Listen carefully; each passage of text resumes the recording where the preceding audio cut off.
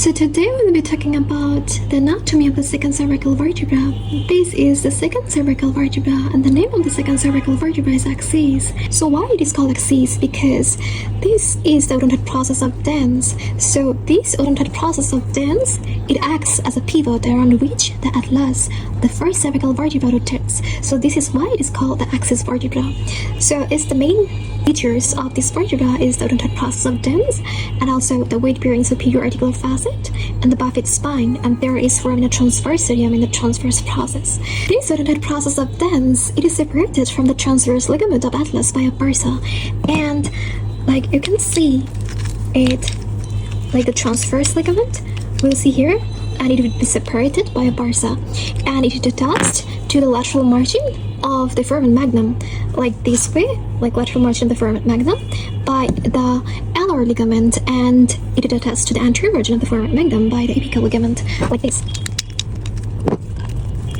The apical ligament will be attached in the anterior margin of the foramen magnum, and the alar ligament will be attached in the lateral margin of the foramen magnum, and the transverse ligament will see it will be separated by a bursa. So here we can see how the transverse ligament is separated by a bursa, and there is apical ligament.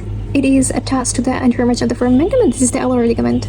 This is the alar ligament, which is attached to the lateral margin. So you can see here the alar ligament and also the transverse ligament. So what kind of joints we see? Like we can see the medial atlantoaxial joint and also the lateral atlantoaxial joint.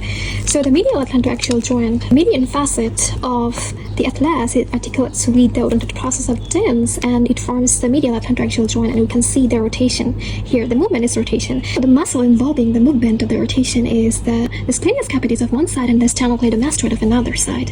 And the lateral atlantoaxial joint, it is the plane type of synovial joint, and you can see the sliding and gliding movement here.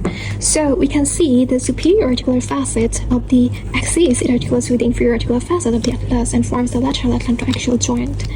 And you can see the spine, the buffet spine. So here there is attachment of the ligamentum nuchae.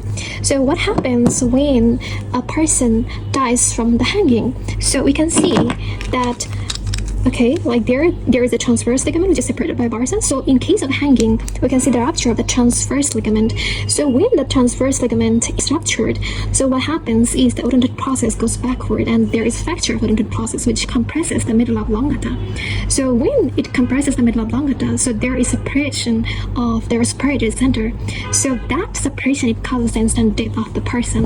So that's how the person or the individual dies in case of hanging. So that was all about the anatomy of the axis vertebra. I hope you like it.